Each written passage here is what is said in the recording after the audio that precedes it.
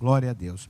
Para você que gosta de anotar, o título dessa mensagem é: o que fazer quando bons planos parecem dar errado? Vou repetir: o que fazer quando bons planos parecem dar errado? Diz a palavra de Deus, então, no segundo livro de Reis, capítulo 3, a partir do verso 3 em diante. Contudo, aderiu os pecados de Jeroboão, filho de Nebate, que fizera pecar Israel, e não se apartou deles. Eu estou falando aqui do rei Jorão, né? Então Mesa, rei dos Moabitas, era contratador de gado e pagava ao rei de Israel 100.000 cordeiros e 100.000 carneiros com a sua lã. E aconteceu que, morrendo Acabe, se revoltou o rei dos Moabitas contra o rei de Israel. E por isso Jorão, ao mesmo tempo, saiu de Samaria e fez revista de todo Israel. E foi e enviou a Josafá, rei de Judá, dizendo: o rei dos Moabitas se revoltou contra mim. Irás tu comigo à guerra contra os Moabitas? E ele disse: subirei, e eu serei como tu, e o meu povo como o teu povo, e os meus cavalos como os teus cavalos.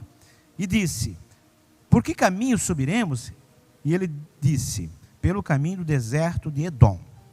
E partiu o rei de Israel, e o rei de Judá, e o rei de Edom. E andaram rodeando com uma marcha de 7 dias.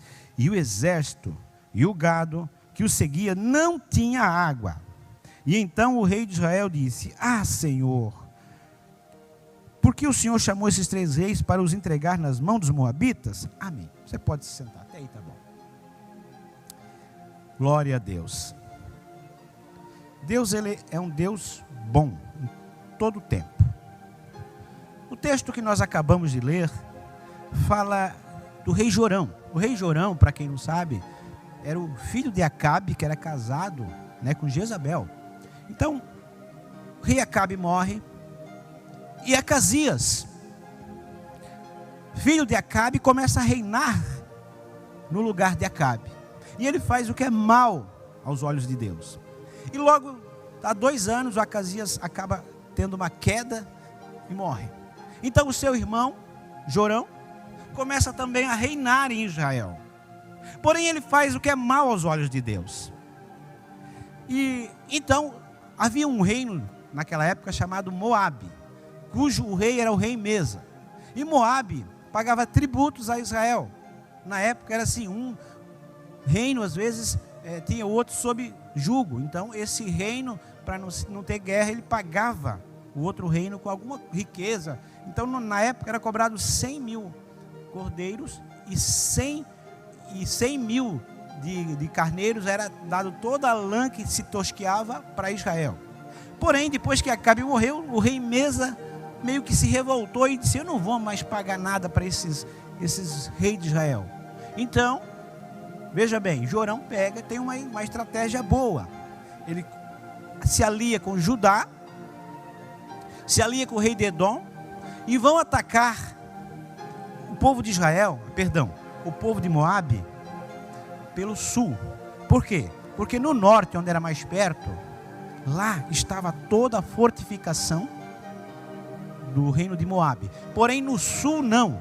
Então eles fazem um caminho mais longo. A estratégia era certa, o plano era perfeito, a aliança ok. Mas em 3 dias ele chega a Judá, e em 7 dias a Edom. E no 7º dia aconteceu uma coisa que a princípio parecia: nossa, como fosse deixar acontecer isso? Faltou água. E os soldados estavam com sede, e também todo o gado estava com sede. E eles reclamam. E ali então o rei de Israel, que parece que não conhecia bem Eliseu, ele reclama: será que esse Deus Jeová vai deixar a gente morrer de sede aqui? Vai nos entregar a mão por sede? E eu quero compartilhar com você essa palavra. Às vezes a gente tem bons planos, a gente faz tudo certo, a gente estuda, faz um plano de negócio, a gente vê um público-alvo. Nós vimos que tudo que nós fizemos está no manual da administração. A gente tem bons clientes, a gente tem bons aliados, Mas chega um certo momento da nossa vida que mesmo fazendo tudo certo, mesmo parece que seguindo todo o manual à risca de administração, fazendo tudo conformando figurino, parece que a gente vai dar, como se diz a expressão popular, com os burros na água. Parece que não vai dar certo. E aí a pergunta que eu faço para a igreja, a pergunta que eu fiz ao Espírito Santo, e aquilo que Deus quer falar conosco. O que fazer quando bons planos, né, não funcionam? Mas me indicaram, eu aprendi assim e não funcionou. Então, a resposta vai estar nos versículos seguintes, que eu quero compartilhar com vocês algumas verdades que a Bíblia nos ensina. Glória a Deus. A primeira coisa que você deve fazer quando você, mesmo fazendo tudo certo, mesmo seguindo o que deve seguir e não dá certo, você tem que entender que antes de qualquer projeto, seja ele pequeno ou grande, consulte a palavra de Deus. Precisamos sempre de uma direção, porque quem vai em uma direção que é contrária à palavra de Deus, vai ter que voltar depois. É a mesma coisa quando a gente erra no caminho. Muitas vezes a gente coloca, já aconteceu, deu colocar o GPS, eu não sei o que provavelmente eu fiz algum erro, em vez de ir para um lado que o GPS mandava, eu fui para o outro, depois eu tive que retornar todo o caminho, porque eu errei a direção. E quando a gente erra a direção, tudo aquilo que a gente foi, é o dobro para voltar. Então cuidado para não fazer algo na tua empolgação, sem consultar Deus, porque senão nós vamos ter que, se eu não consultei Deus no início dos meus planos, no meio dos planos eu vou ter que consultar. Então é melhor no início.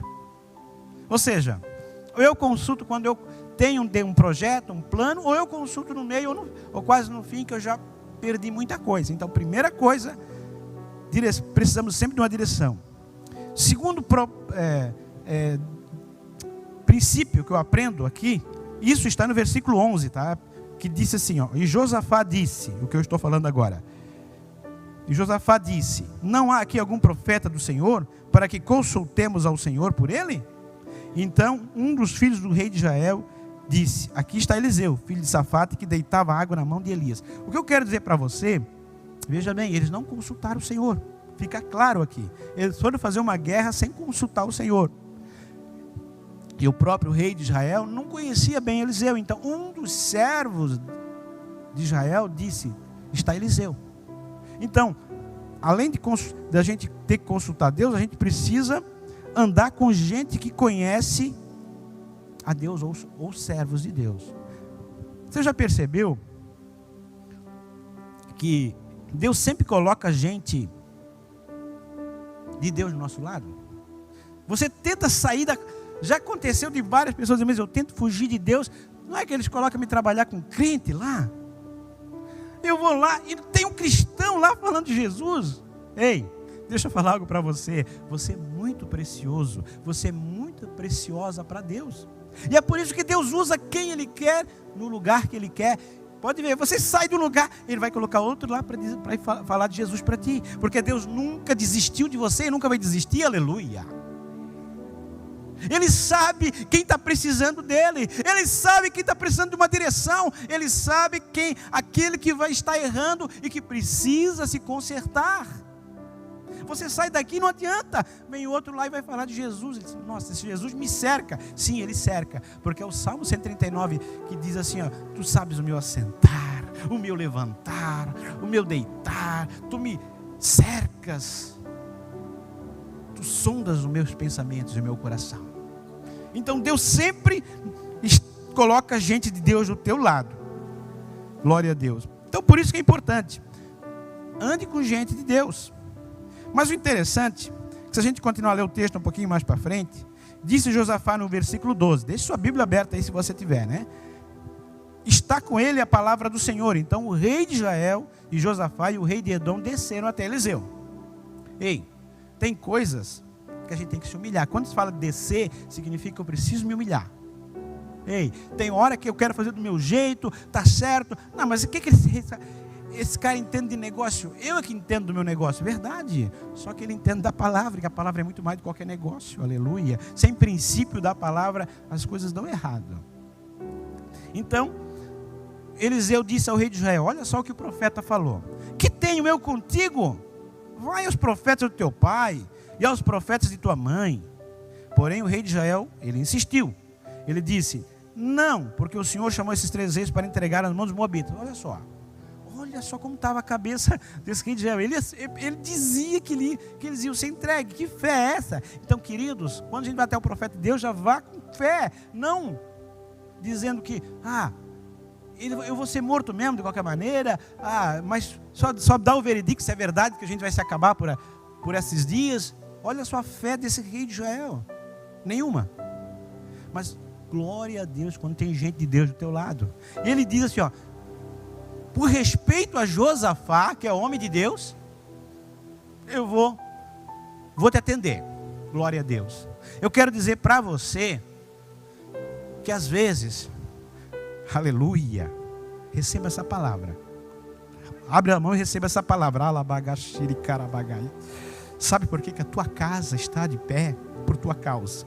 Porque tem homem de Deus, tem mulher de Deus ainda. Sabe por que a tua empresa é abençoada? Aleluia. É por tua causa, porque tem gente orando lá. Aleluia. Sabe por que o teu bairro é abençoado? É porque você está lá orando. Deus, onde Deus tem os seus servos, Ele começa a abençoar aquele lugar por causa dos seus servos. Aleluia. Sabe por que a nossa cidade é abençoada? Porque tem homem de Deus, tem mulher de Deus aqui. Aleluia. Onde tem homem de Deus, onde tem mulher de Deus, tem bênção. Onde tem homem de Deus, onde tem mulher de Deus, tem presença de Deus. Aleluia. Aleluia. Deus, Ele é um Deus que parece que o profeta nem se importa e nem está nem aí para a guerra. Mas quando tem gente de Deus no negócio, tudo muda. Aleluia. Então a primeira coisa é consulte ao Senhor. Sempre é a palavra, é os cultos. O que você puder absorver da palavra, Deus vai sempre falar contigo. É impossível Deus não falar contigo. Se Deus não falar mais contigo, eu rasgo a minha Bíblia, não prego mais, porque o que adianta? Ai de mim se Deus não falar mais comigo. A segunda coisa que a gente aprende, que tem hora que parece que não é que Deus não está falando, é que a gente não está conseguindo ouvir Deus. Então, aí vem um segredinho. Veja o que diz no versículo 15. Ora, trazei-me um tangedor. Algumas versões dizem, trazei-me um arpista. E sucedeu que, tangendo o tangedor, veio ele à mão do Senhor. Aleluia. A adoração produz inspiração. Tem hora que a gente está tentando falar com Deus, pregando, e nada, parece que a gente não consegue ouvir Deus ou falar com Deus. Então, quando você começa a adorar a Deus, a adoração produz inspiração. Eliseu não tinha uma palavra no momento. Ele disse, eu não sei o que Deus quer falar com esse povo aí, mas traga um músico aí, traga um arpista. Enquanto o arpista louvava a Deus, Deus deu a palavra. Glória a Deus. Porque a adoração muda o ambiente. Quando começamos a adorar a Deus, o ambiente muda. Muda porque atrai a presença de Deus. Porque o Deus busca os verdadeiros adoradores que o adoram em espírito e verdade. Você quer ver um negócio? Vou fazer uma coisa diferente hoje. Beto, vem cá. Vamos adorar a Deus no meio da pregação para ver como muda o ambiente. Se coloque de pé. Depois eu continuo. Aleluia. Adoração muda o ambiente. Quando parece que a palavra está aí e a gente está falando, você começa a adorar. Adora aquela que Deus colocou no teu coração. Você quer ver como a adoração muda o ambiente? Muda a palavra. Muda tudo. Aleluia. Comece a louvar. Adore a Deus. Muda esse ambiente com a tua adoração. Aleluia. Atrai a presença de Deus. Como as águas do rio. Aleluia. Então subirei. Comece a adorar a Deus. Mude o ambiente. Mude o ambiente. Que a revelação vem, a presença vem de tudo que sou, só pra te servir, ó meu Feche os teus olhos, esqueça está do teu lado direito. Esqueça quem está do lado esquerdo. De tudo que sou. Deixe Deus falar contigo. Só pra te adorar. Se entregue, se renda. Senhor. Agora, Senhor, fala a Deus. Quebra o meu orgulho. Eu quero descer. Desça. Mas atrai a presença de Deus. Seu amor me purifica. Aleluia. Eu quero ser limpo como lama no teu poder. Aleluia. Comece a adorar a Deus. Comece. Senhor, quebra o meu orgulho. Cante com a sua alma. Eu quero Seja verdadeiro e mergulhar nas águas do seu amor. Me purifica. Eu quero ser como lama no teu poder. Faça desse cântico uma oração. Cante de novo. Senhor, Deus está ouvindo a tua oração. meu orgulho, eu quero descer. Oh, glória a Deus. E mergulhar nas águas do seu amor. Me purifica. Eu quero ser limpo como lama no teu poder. Mais uma vez. Senhor, Agora, com a tua quebra alma. o meu orgulho. Eu quero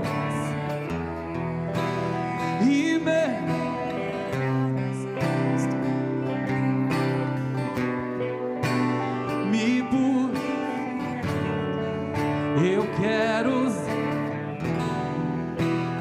como lama no seu poder. Agora dê a sua melhor salva de palma, porque você mudou o ambiente, você atraiu a presença de Deus. Obrigado. Porque assim, ó, o louvor, a adoração, ela traz revelação da palavra, ela traz unção, ela traz a presença de Deus, ela traz a glória, ela atrai a presença de Deus. Porque quando você, pode se sentar, querido, porque quando você está sem palavra, você começa a adorar. A adoração vem e começa a mexer com o teu coração. Ela toca onde o homem não consegue tocar. Ela mexe aonde você não consegue mexer, porque a adoração, ela traz a revelação da palavra. Quantas vezes nós pregadores não temos uma inspiração, né, pastor Adriano? Então a gente vai lá, fecha a porta do quarto, como diz a palavra de Deus, começa a colocar um louvor, e quando de repente aquele louvor começa a atrair a presença de Deus, atrair a presença do Espírito Santo, e quando a gente percebe, a gente está chorando por nada. Ontem eu estava orando, de repente a minha mulher teve que entrar no quarto para trazer alguma coisa, e eu estava lá em lágrimas, porque o Espírito Santo estava ministrando, porque a presença de Deus, Deus habita no meio dos louvores. Ele não passeia, Ele não visita, mas Ele habita no meio dos louvores. Aleluia! Marabaxaragarabaias. E é por isso que os céus se abrem quando a gente começa a adorar a Deus. Então Eliseu pediu para o tangedor, para o arpista, começar a dedilhar um salmo, uma música. Eu não sei o que ele estava fazendo lá, mas certamente quando aquele louvor tocou no ouvido de Deus, chegou nos ouvidos de Deus, a presença de Deus chegou, e houve palavra profética de aleluia, porque ela abre os céus, traz revelação e libera o poder de Deus. A Bíblia diz no Salmo 156 que louvai a Deus, tudo que tem fôlego, louve ao Senhor, louvai ao Senhor. É um mandamento, é uma ordem. Então louvar a Deus não é uma condição, é um mandamento, aleluia. A Bíblia também diz em Isaías 43, 21, que esse povo que formei para mim, esse é o povo que formei para mim, que me desse louvor, é para você, é para mim, aleluia. Então louvar ao Senhor é vontade de Deus. A Bíblia também diz, em Apocalipse 5, 9, no verso A, diz, e cantar um cântico novo, dizendo, digno és de tomar o livro e abrir os selos. Então louvar o Senhor é um treinamento para o céu. Ei, você quer entrar, você quer chegar no céu? Você quer chegar lá bem afiado? Então comece a louvar aqui na terra, porque lá nós não vamos pregar a palavra, lá nós não vamos expulsar demônios, lá nós vamos adorar a Deus, aleluia, nós vamos louvar a Deus, aleluia. Ora, baixar abagaias. Então, primeiro passo, consulte a Deus. Segundo passo, não recebeu a palavra, está difícil, não tem inspiração, coloque o louvor, comece a louvar a Deus. Então, e ali no versículo 16 em diante diz o seguinte, né? E disse o Senhor, olha só o que o profeta falou depois do louvor. Ei, fazei covas, aleluia. Fazei muitas covas nesse vale. Sabe o que Deus está dizendo para você? Ei, é vale. Sim, verdade. É deserto. É verdade. Mas eu quero lançar uma palavra para você, aleluia. Receba, receba. É tempo de cavar. Sabe por quê? Quanto maior a tua cova, quanto mais você cava, mais água vai encher, mais a presença vai chegar, mais Deus vai entrar na tua vida, porque você vai se esforçar. Quando eu falo de cavar, eu estou falando de orar, eu estou falando de ler a Bíblia, eu estou falando de jejuar, eu estou falando de buscar a presença de Deus. Eu estou cavando, eu estou buscando, porque eu sei que a minha cisterna, eu sei que a minha cova vai se encher de tanta água, que a presença de Deus vai ser impossível as pessoas chegarem na minha casa e dizer, aqui tem unção, aqui tem algo diferente, eu não sei o que esse homem tem, eu não sei o que essa mulher tem, mas eu quero, aleluia, Rabagashiri Karamaias. Primeiro conselho, você consultou a Deus, você louvou, comece a cavar, comece a orar, comece a buscar, fazei covas, aleluias. Vou repetir, o tamanho da tua cova, o tamanho da tua cisterna, vai ser o tanto que Deus vai encher de água na tua vida. Aleluia. Mesmo no deserto, mesmo em ambiente seco, Deus faz pela fé cavar e trazer à existência o que não existe. Pense comigo, não é loucura? Não tem água. Deserto, vale. Profeta de Deus assim, ó, agora vocês vão fazer o seguinte, vocês vão cavar. Soldados, os 3 exércitos, pode pegar aí as enxadas, a pá, não sei o que vocês têm aí, pode cavar. Que eu quero encher isso aí de água. Mas o interessante é que o profeta continua falando. No 17 ele diz, porque assim diz o Senhor, não vereis vento, aleluia, não vereis chuva, todavia esse vale se encherá de tanta água, que bebereis vós, e o vosso gado, e os vossos animais. Deus faz do jeito dele, aleluia. É no meio do vale que Deus faz milagres extraordinários. Vale significa depressão, caminho mais baixo. Toda guerra tem vales, toda guerra tem deserto, mas quem tem Deus está guardado nele. Muitas vezes estamos no vale, sem perspectiva, sem direção, pensamos que está tudo acabando, mas Deus, eu quero lançar uma palavra para você. Quando você pensa que está tudo terminando, que é o teu fim, aí que Deus diz, agora é que eu vou começar. Sabe por quê? Porque as tuas forças estão acabando. A tua fé chegou até aqui. Mas agora, aumenta um pouquinho, é mais um passo, porque eu vou colocar na tua vida um milagre extraordinário. Aleluia. Eu vou fazer por você o que nunca foi feito. Aleluia. E Deus faz o milagre do jeito dele. Ei, ele diz assim, não vereis vento, nem chuva. Glória a Deus. Eu quero dizer para você, receba isso. Deus vai fazer um milagre sem avisar na tua vida. Não vai ter vento, aleluia. Não vai ter chuva. Ninguém, parece que não vai acontecer nada. E quando você menos esperar, aleabaxuricanda manaias, esse milagre vai chegar. O vale vai se encher. A tua cova, a tua cisterna vai encher da água e vai transbordar, aleluia. Arabaxaragarabaias. Deus não precisa de recurso natural para executar os seus planos. Ainda que não vejamos nenhum sinal aparente, aleluia, basta uma palavra para que a provisão de Deus venha sobre as nossas vidas. E se é isso ainda é pouco, provisão ainda é pouco, ele diz o seguinte, além da provisão ele vence as suas guerras. Ele continua dizendo, 18, né? Primeiro livro de Reis, 18. E se isso ainda é pouco aos olhos do Senhor, também Ele entregará os moabitas nas vossas mãos. E ferireis todas as cidades fortes, todas as cidades escolhidas, e todas as boas árvores cortareis, e tapareis as fontes d'águas, e danificareis com pedras todos os bons campos. E diz a Bíblia no versículo 20: sucedeu que pela manhã, oferecendo a oferta de manjares, adoração de novo, olha só. Eis que vinham as águas, aleluia, pelo caminho de Edom, e a terra se encheu de água. E ouvindo todos os moabitas que os reis tinham subido para pelejarem contra eles, convocaram a todos que cingiam o cinto, e daí para cima puseram-se as fronteiras. E levantando-se de madrugada, saindo o sol sobre as águas, viram os moabitas defronte deles, águas vermelhas como sangue, e disseram: isso é sangue. Certamente os reis se destruíram a espada e se mataram um ao outro. Agora, vamos à presa, moabitas. Porém, chegando eles ao arraial de Israel, os israelitas se levantaram e feriram os moabitas, os quais fugiram diante deles, e ainda feriram nas suas terras, ferindo ali também os moabitas. E arrasaram as cidades, e cada um lançou a sua pedra em todos os bons campos, entulharam e taparam as fontes d'água, e cortaram todas as boas árvores, até que só em Kir-Haresete deixaram ficar as pedras, mas os fundeiros cercaram e a feriram. Queridos, o que eu quero dizer para você, para ti, é bênção. Veja bem, olha só o que acontece. Quando Deus encheu aqueles vales, para eles é água. A água é bênção, a água é vida, a água é sobrevivência. O que para ti é uma bênção, os teus inimigos não vão entender e vão dizer assim: mas o que é isso? É água.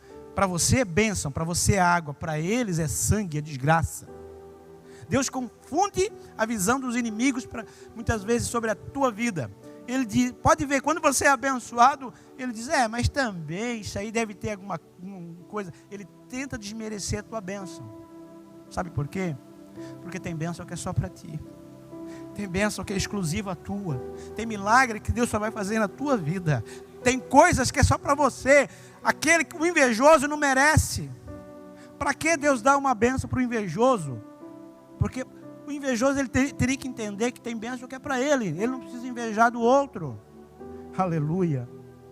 Ei, está difícil? Creia. Está parecendo loucura? Obedeça. No final das contas, você irá perceber que Deus sabe muito bem o que faz e do jeito que faz. Para você, como eu falei antes, é água, é provisão. Para o inimigo é sangue e desgraça. Para você, é a mão de Deus trabalhando. Para o inimigo é confusão, falta de discernimento. Queridos, hoje eu tenho Santa Ceia, já estou terminando. É uma palavra breve, mas como um punhal. Curta, mas profunda. Outro dia eu ouvi uma história que teve eu trabalho numa empresa na qual faz tecelagem. E entrou um funcionário numa tecelagem, foi trabalhar com os teares. E de repente, naquela tecelagem, tinha um professor, um mentor, que ele sempre dizia assim: quando a coisa apertar, me chama. Deu algum problema nas máquinas, deu algum problema que você não está conseguindo resolver, me chama. Beleza. E ele deixou esse recado para todos os colaboradores. E um daqueles funcionários começou a emaranhar fios. E quem trabalha em tecelagem sabe que dá aqueles ninhos às vezes. E é difícil. Aí dá uma rotura, às vezes no rolo, e dá problema às vezes até no tecido ou na felpa, depende do que se faz, né? Ou na malha. Então aquele rapaz tentou e não conseguiu. E quando aquele moço que estava sendo pago para resolver o problema, ele disse: o que aconteceu aí, meu jovem? Eu fiz o meu melhor, eu tentei resolver, mas eu não consegui. Ele olhou bem firme para aquele jovem e disse assim: o teu melhor é me chamar. Deus está dizendo para você: não faça só o teu melhor com as tuas forças. O teu melhor é chamar Jesus. Está difícil? Chama Jesus. Ele está aí para resolver, para desatar os nós, para tirar os emaranhados da tua vida, porque Ele é Jesus. Eu não sei como está a tua vida. Eu não sei como você está nesse momento. Talvez você chegou aqui, tem alguma situação na sua vida, seja ela na vida financeira, seja ela no teu casamento, seja ela no âmbito profissional, sentimental, eu não sei. Porque eu não conheço você, mas o Deus que te trouxe aqui conhece muito bem. E Ele trouxe essa palavra para dizer que às vezes, mesmo quando você tenta fazer tudo certo, mas sem Jesus, você vai perceber que você vai ter que se render a Ele em um momento ou outro. Porque até a Bíblia diz que um dia Hitler vai ter que se ajoelhar e dizer: Jesus Cristo é o Senhor. Mussolini vai ter que se ajoelhar e dizer: Jesus Cristo é o Senhor. Todos os imperadores ímpios da terra, os romanos, os imperadores romanos, os babilônios, todos aqueles que morreram sem Cristo, uma vez na vida pelo menos vão ter que se ajoelhar e confessar: Jesus Cristo é o Senhor. Eu quero dizer para você que é muito mais fácil fazer isso em vida. Eu quero te convidar a ficar de pé. Quero orar para você.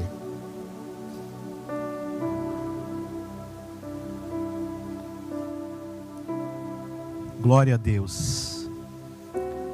Talvez você pense que não tem mais solução, que não tem mais jeito. Mas sempre é tempo de buscar a direção de Deus. Sempre tem um momento de consertar as coisas. Hoje é dia de Santa Ceia. É dia de conserto. Conserto significa aliança. Conserto significa: eu preciso parar com as minhas convicções. A palavra de Deus é mais importante do que eu penso. É tempo de buscar a direção de Deus. As águas de Deus vêm de onde menos espera. Você quer que as águas de Deus, que a presença do Espírito Santo te alcance? Se renda, esqueça. Faça a tua parte. Faça covas, faça cisterna, trabalhe, busque. Quanto mais você cavar, quanto mais funda a tua cisterna, mais as águas vão encher. Isso determina o tamanho da tua fé. Deus vai enviar um milagre de onde você menos espera, sem barulho, sem aviso. Glória a Deus. Se esforce e cave cisterna, não importa se você está no vale. Coloca a mão no teu coração. Quero orar por você. Aleluia. Esqueça quem está do teu lado esquerdo. Esqueça quem está do teu lado direito. Esse é o teu momento com Deus. É você e Deus. Eu não sei o que você tem falado com Jesus ou o que tem pedido para Ele. Mas Jesus que está aqui e que está aqui, que te conhece tão bem, que nunca desistiu de você, Ele está querendo sondar o teu coração. Pai, está aqui os meus irmãos. Eu não sei como está a vida de cada um deles. Eu não sei como foi essa semana. Talvez essa semana passaram por dificuldades, tiveram decepções. As pessoas sim nos decepcionam. Às vezes as pessoas que a gente mais ama, elas nos ferem. Mas Jesus nunca decepcionou e nem vai decepcionar. Pai, então em nome de Jesus eu oro para que eles sigam esses 3 princípios, Senhor. Sempre consulte ao Senhor em tudo que fizer. E se eles não conseguirem ouvir a tua voz, então que eles comecem a te adorar. Aleluia. E depois dessa adoração, Senhor, eles realmente façam a sua parte. Cave cisternas, cave covas, porque daí o Senhor já deu a direção. Então, quando o Senhor não dá a direção, a gente tem que continuar consultando ao Senhor e adorando, até o Senhor falar claramente, Pai. Então a minha oração, Senhor, é que Tu fale claramente com cada um dos Teus filhos. Pai, em nome de Jesus, aquele que está precisando de resposta, de cura, Tu és o Deus da cura, o Jeová Rafa. Está precisando de provisão, Tu és o Jeová Jiré, o Deus da provisão. Senhor, a minha oração, Senhor, é que Tu mande águas de onde eles nem esperam. Eu declaro em nome de Jesus, profeticamente, que essa semana vai vir águas e vai encher os teus vales, vai encher as tuas cisternas, e sem vento, sem chuva. E eu declaro que bênção vai chegar essa semana ainda na tua vida, e você vai dizer: não, foi a palavra liberada, foi a palavra profética, em nome de Jesus. Glória a Deus. Enquanto isso, você comece a adorar a Deus, comece a falar com Deus, e logo em seguida os obreiros já podem vir para a Santa Ceia.